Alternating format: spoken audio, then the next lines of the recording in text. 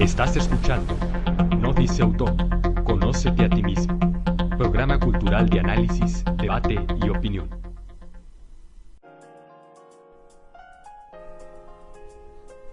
¿Qué tal, estimados amigos de Conócete a ti mismo? Soy Ricardo Espino y bueno, como lo prometido es deuda, aquí nos encontramos en este espacio filosófico para compartir con ustedes un tema de gran interés que es pensar para ser feliz. Y me acompaña aquí en este espacio, en esta cabina, la licenciada Jimena Sillas. Jimena, un gusto estar contigo. ¿Cómo estás? Bienvenida. Gracias por la invitación, muy bien, pues vamos a empezar, ¿no? Así es, Jimena, y bueno, hablaremos de lo que es el pensar para ser feliz. Pensar, o más bien vamos a hablar de lo que es el tema de la filosofía, esa ciencia del pensar correctamente, del reflexionar. Y hablar aquí un poco, Jimena, en primera instancia, de lo que es la filosofía y cómo se la ha considerado. A lo mejor muchos estarán pensando que la filosofía es algo abstracto, algo que no tiene nada que ver con la propia vida, y es todo lo contrario. Vamos a desmitificar un poquito lo que es este tabú de la filosofía. ¿Qué nos puedes compartir al respecto, Jimena? Pues bueno, normalmente cuando pensamos en un filósofo, no me viene a la cabeza alguien arreglado, alguien que tenga una buena pinta, ¿no? Normalmente siempre es alguien un poquito andrajoso, un poco loco, ¿no? Porque se pregunta cosas que pueden ser muy obvias o de repente algo muy raro, y en realidad lo que hace el filósofo es analizar la realidad como si fuera la primera vez. Leí en un libro una definición que me llamó mucho la atención, que justo habla de que el filósofo va al contrario del déjà vu. El déjà vu es vivir las cosas una y otra vez y ya saber qué va a pasar.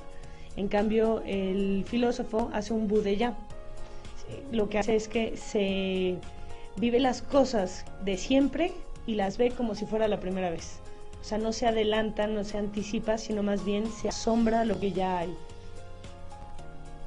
Efectivamente, y ese es el origen de la filosofía, ¿no? En Grecia antigua, pues los filósofos, los primeros pensadores, se asombraban de lo que veían, ¿no? Empezaban a cuestionarse, ¿y esto por qué es así? Las causas, ¿no?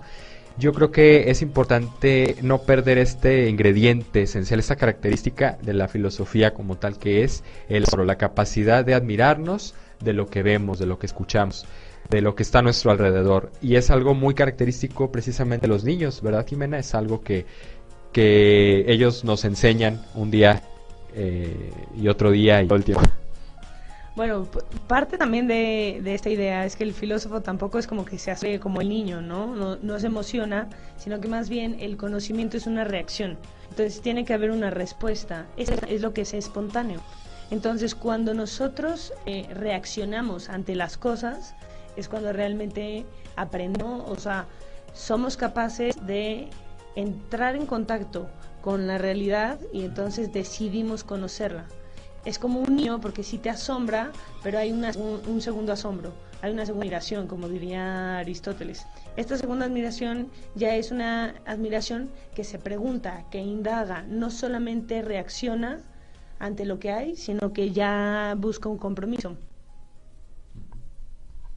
Así es, y bueno, precisamente en ese buscar el compromiso, la filosofía nos habla de las causas, ¿no? De las causas de las cosas. Todo es un juego de causa-efecto, todo tiene un porqué, una razón de ser, un principio. Es por aquí por donde va el tema del compromiso, o sea, porque no podemos deslindarnos de lo que hacemos ya en nuestros actos, ¿verdad? Sabemos que todo tiene una consecuencia, ¿no? No podemos simplemente actuar sin pensar en lo que estamos haciendo o esperar que las cosas se den así nada más porque sí, ¿verdad? Yo creo que tiene un poquito de fondo en cuanto a las causas. Jimena, para entrar un poquito más en la materia, hablar de cómo la filosofía, desde este enfoque que nos estás compartiendo, puede ayudarnos a entender las situaciones más complejas de la vida, ¿no? Dígase problemas personales, desafíos, retos también que vamos afrontando, y por supuesto esos grandes tópicos que son la muerte, ¿no? La enfermedad, o sea, situaciones que nos llevan al límite a veces, que no podemos controlar. ¿Cómo nos orienta, ilumina la filosofía en ese sentido? Bueno, pues aquí la cuestión es que la filosofía, todos los que hemos estudiado filosofía nos hemos dado cuenta de ese detalle, que no quedamos igual. Es decir, ya cuando nos adentramos en el conocimiento de la realidad, somos capaces de ver las cosas desde una óptica nueva. Y esa óptica nueva, yo soy consciente, o sea, yo me doy cuenta que estoy viviendo eso, que estoy haciendo eso. O sea, no es nada más una conciencia, sino que más bien es todo lo contrario. Ahora bien, en los temas que nos afectan más, sobre todo la muerte, pero no porque es la muerte, sino más bien es el sentido de mi vida, nos lleva a replantearnos nuestra existencia. En este punto, la existencia de uno puede llegar a ser tan pesada que entonces yo no me detengo a pensar en ella, y para esto es cuestionarme, entonces ya empiezo a ver un sentido, o sea, ya empiezo a ver algo más allá. Entonces la filosofía ayuda a enfrentar situaciones que nos replantean otra vez nuestra existencia. A partir de eso, entonces ahí es cuando nosotros podemos empezar a ser más conscientes, darnos más, y entonces por eso somos mejores.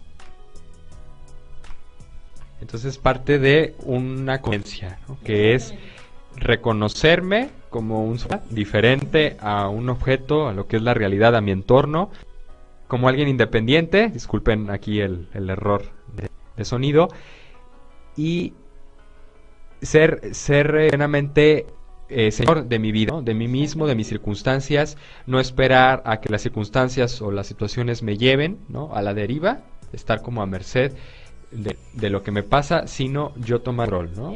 Ese es el significado más profundo de ser consciente.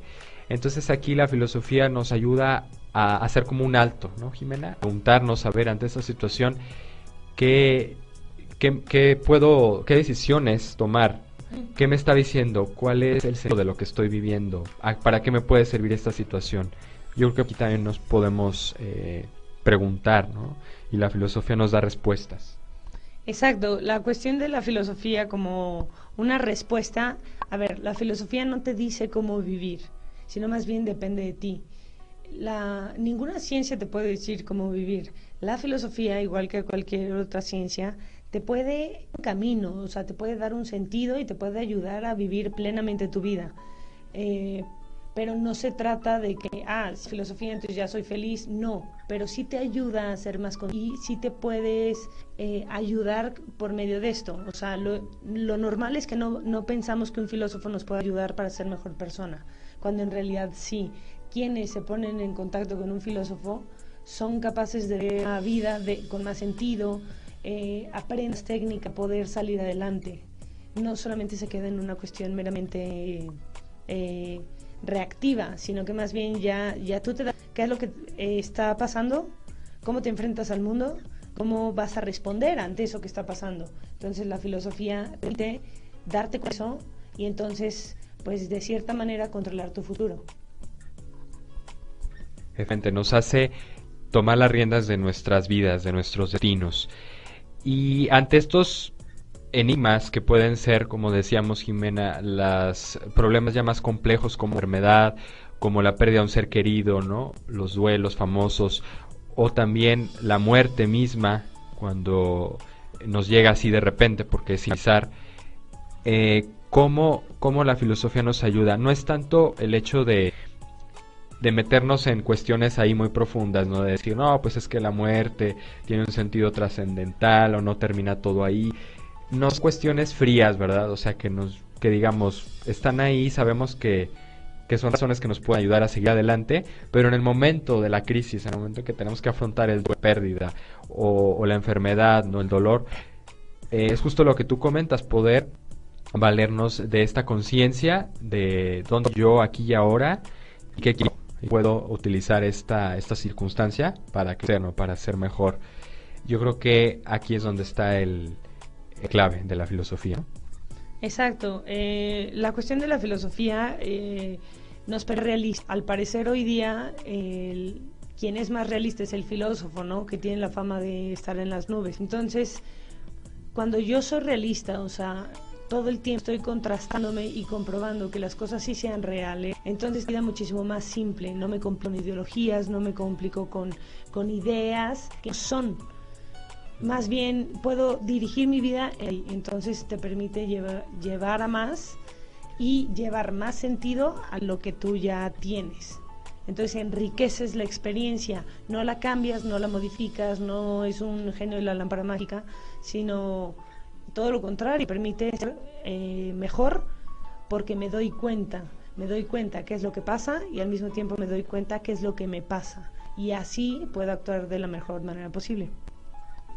Y de la mano de esto, Jimena, poder hablar ya de lo que es esta herramienta tan útil, pensar, no reflexionar, ser críticos y autoanalizarnos, lo que nos proporciona la filosofía en la vida diaria, en las situaciones que vivimos.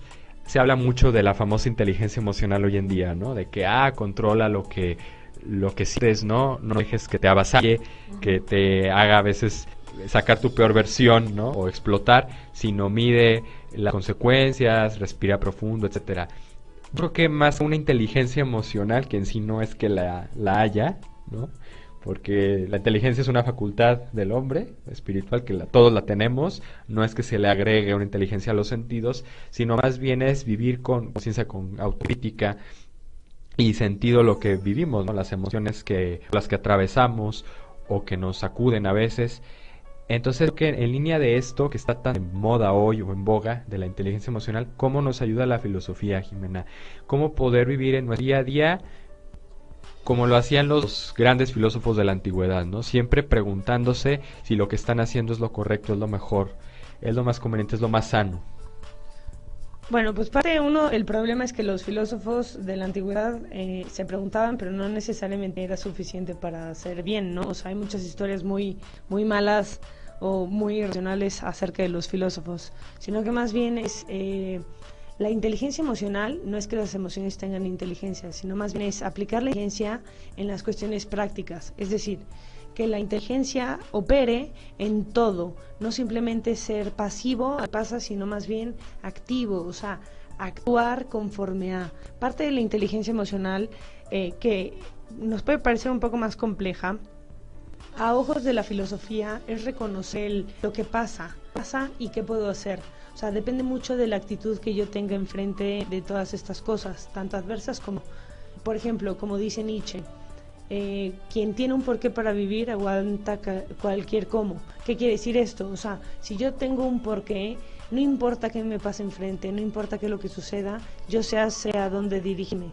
La filosofía no es solamente una única cosa, sino que hay corrientes, hay pensamientos, hay ideas que pueden ser contrarias o incluso contradictorias, porque pueden ser reacción a otra filosofía anterior.